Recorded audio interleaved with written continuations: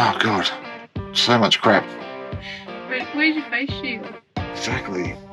Look at it. Oh. So if you are doing this at home and you are thinking that we're doing a tutorial, at least you can learn from our mistakes. So that's a good thing. They're not so much mistakes, they're more discoveries of someone else's mistakes. So what were you thinking, person who did it in the first place? Yeah. All right, so it's not working. It's turning on, the fan's starting to spin, and then it's like stopping. We're just gonna pull it all apart again and see if we can fix it.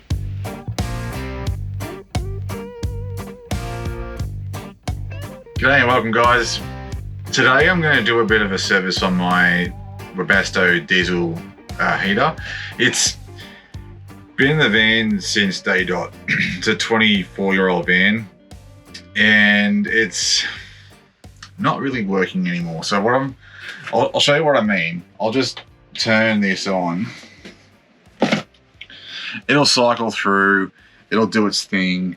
And then what will happen, and you'll find it in a second, is this little green light or yellow light will stop. Well, it'll start flashing. No heat will come out of the vent.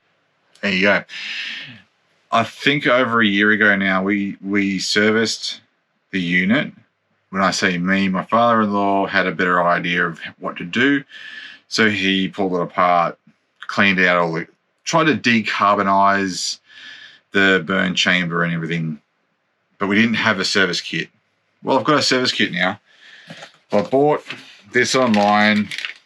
Comes with a new gasket, 2 new gaskets, a rubber thing, a new ignition lead, and a new burn chamber.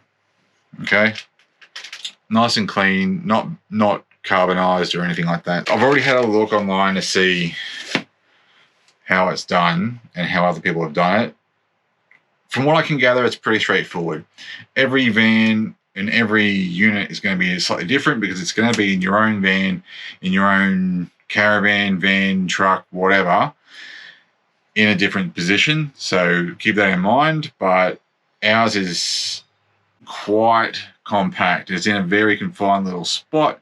It can breathe. It's plumbed up, but it is hard to get to when you got sausage fingers and big arms. Let's get into that, eh?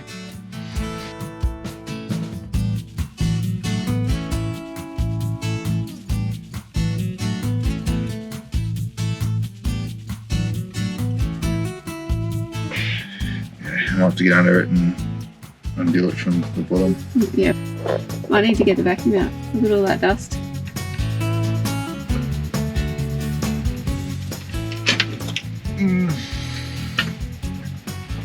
So there's a bash plate over where the diesel heater is, and it comes out just next to the water tank. Okay, so that was there like that. All right, get rid of that.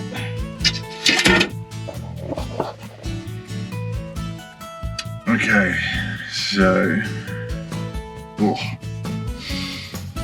lots of crap falling in my face at the moment.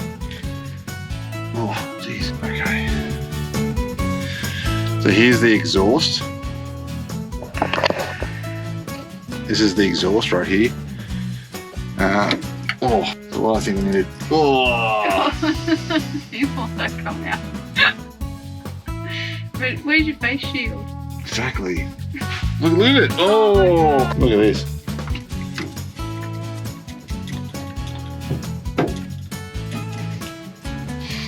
So this is about 4 times across the country.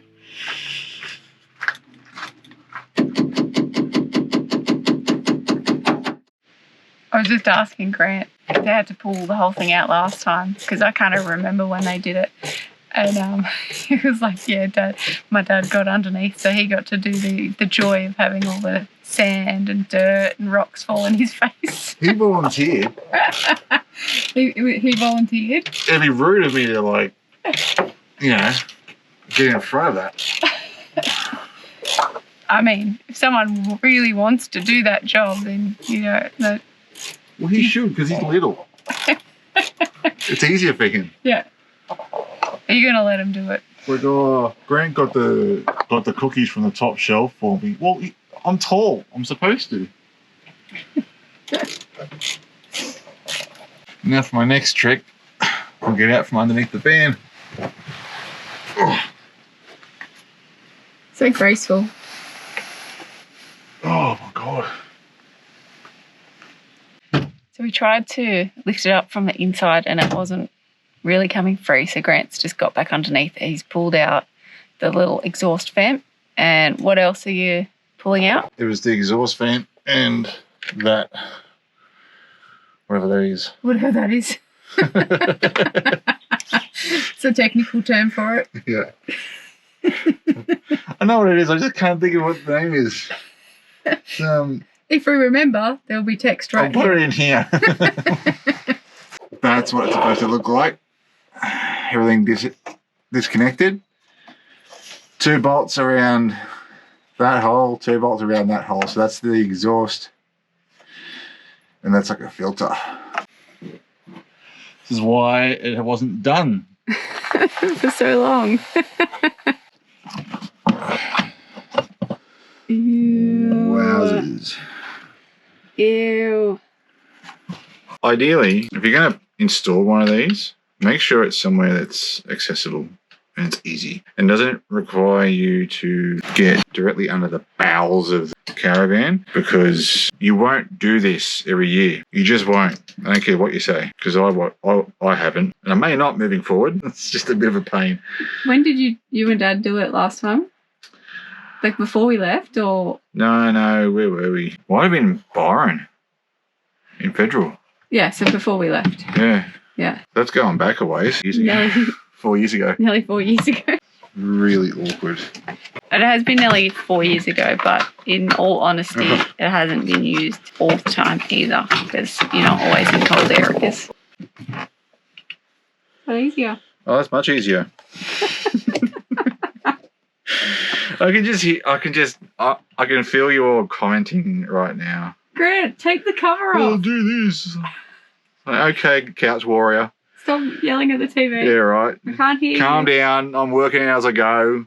I don't do how-tos. You know that. Literally, it's like trying to work with snow gloves on. I may as well. I'd be very good at it then. Oh, ew. Look at that dust. Okay, so that's one gasket down. That needs to be replaced.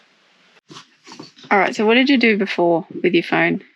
Okay, so I have a tendency of going at a job like a bull at a gate. There's no point in getting old if you don't get cunning. I took a photo of the setup in here with the wires. Okay, so you got 2 browns going underneath this black one here, and then there's a little igniter there. So I have to take 1, 2, 3, 4 torque keys out, 1 Phillips, take the whole ignition out. I've got to move the wiring. This is the ignition chamber that I have a replacement for. As you can see, it's looking a bit worse for wear. It is definitely looking every single day of its age and then some. And there's also quite a lot of red dust in there. Actually, a concerning amount of red dust. I'll address that in a minute, but first things first, I'll get this out.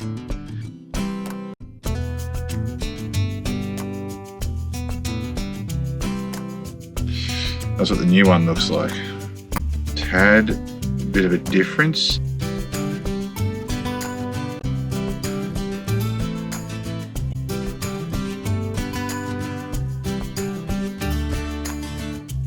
Can you see that in there? There's your problem right there. That'll be why it's not working. Far out. Okay, so it's safe to say that's stuffed. Well and truly unusable. That's gross. Long overdue for a service. Okay. Do we remember what we did? At least we can watch it back. Right. One of those brackets. That's the bottom flap. Oh, yeah. Okay, so we've got new wiries.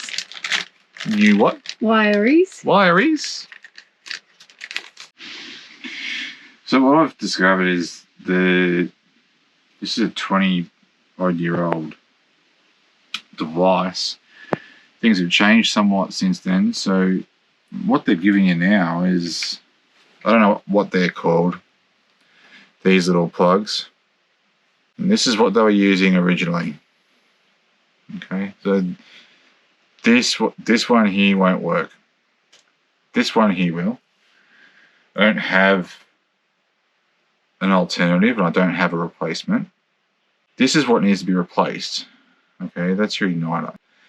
The wiring themselves seems to be fine. So what I'm thinking I'm going to do, I might just solder this part of the plug, so that, onto this, plug it on, hook it up. I can't see a problem with that, but time will tell. I love these things. I don't know how I got by for so long without one of these strippers. They are brilliant. If you don't have anything like this, do yourself and your mental health a favour and get one.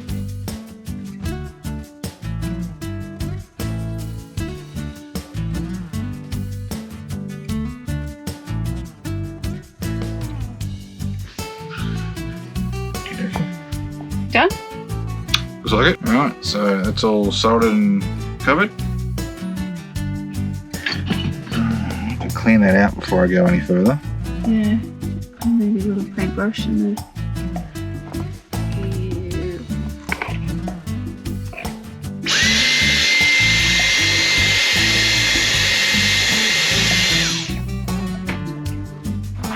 So we just realised that when we were trying to clean out the chamber, that we knew the wire went through everything and then out through the floor, but we realised it also went through this little gaskety thing, and we needed to replace this, we needed to pull the wire out. It was down there with the wire through it, so we've had to cut the wire and we'll reconnect it up later. Grant can do a new connection so that next time we have things that can pull apart and push back together and make it easier, potentially. What I don't get is why was there no plugs in the first place? So it was like, oh, we'll just solder them on.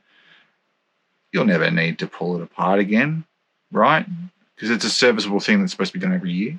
So that does not compute. Anyway, so I'm going to put some bullet connectors on there. I'll find something and I'll wire it up. So there's a plug so that you can easily disconnect.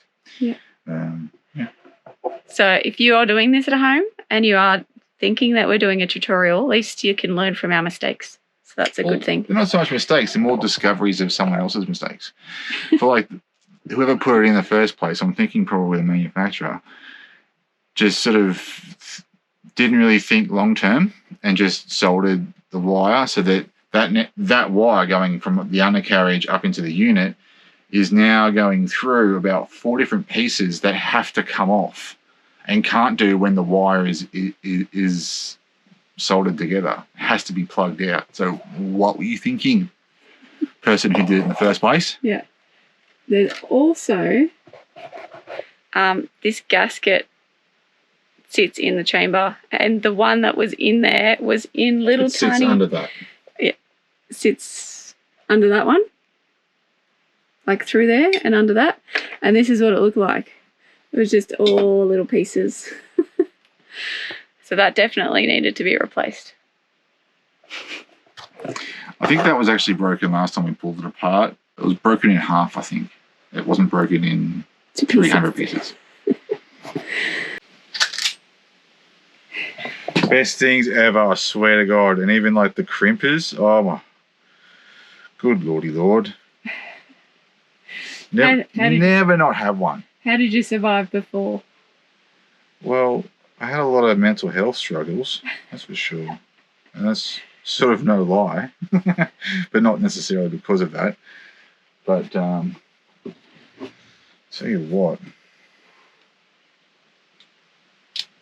even just these things. Bada bing, bada boom. Yeah, don't connect it yet. No, well, no, I can't. We gave it a bit of a clean, so still a bit dirty, but better. That's a lot better than what it was. Much better.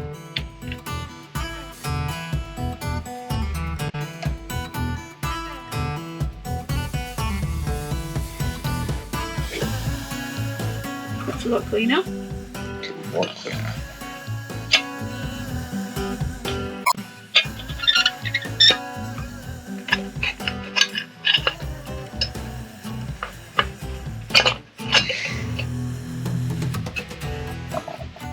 Yeah, so I couldn't remember how this went, so I figured it out. That igniter goes around into that little hole in there. It pushes in until it clips. And then this screw goes in this hole. Oop. That just goes in there. And that tensions that ignition bar.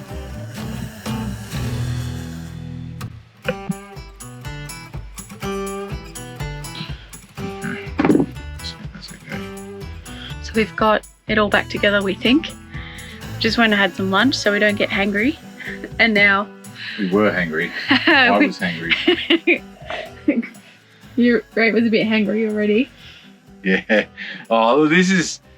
I've serviced cars faster than this. It's just finicky. It's in a really crappy spot. I've got to crawl under the caravan to do it. And it didn't take much for me to get hangry. I've got to say, I just got a bit cranky. So but honestly, I think next year when it comes time to service, I might just order a brand new diesel heater and swap the whole bastard out. It'll be a lot easier, I reckon, because I don't think I really want to go through this again. It's not hard, it's just finicky, and it's just really frustrating. Yeah.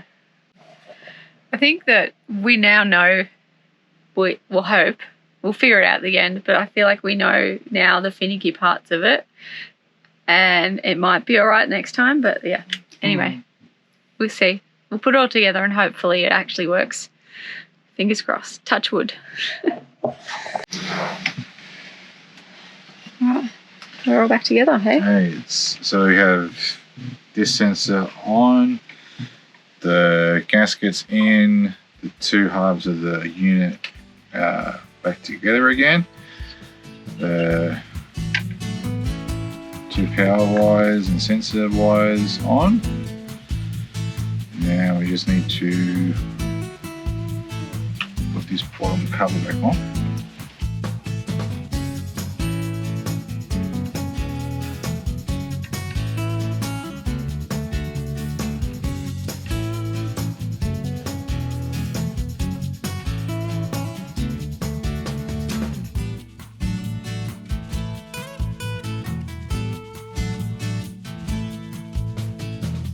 Alright, so it's taken a little bit of manoeuvring, but we've got it back into place.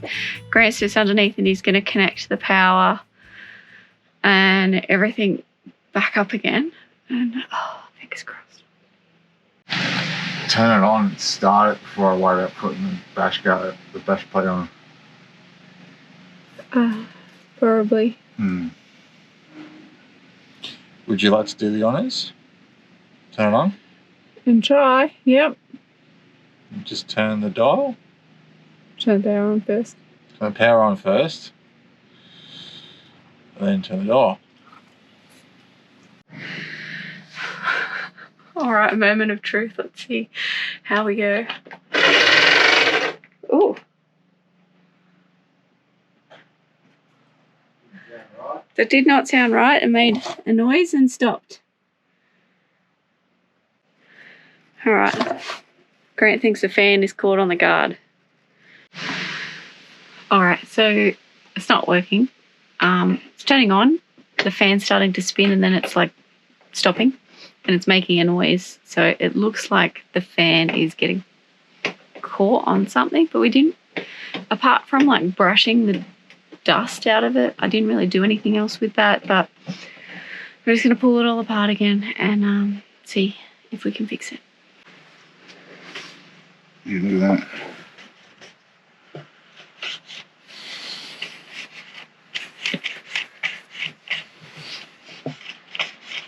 It's actually rubbing on the circuit board. What? How is it just done that now? Alright, go again. Sounds better, but it's stopping still. All right, so we just tested it again, put it all back together, turned it on. It's not making that noise anymore, so the fan bit is sorted, and it seems like it sounded like it was working properly. Now we don't have the diesel connected properly, so it's not working 100%. But what we're going to do is just connect everything back up again, connect the diesel, and then we will try, and fingers crossed, hopefully it has been successful.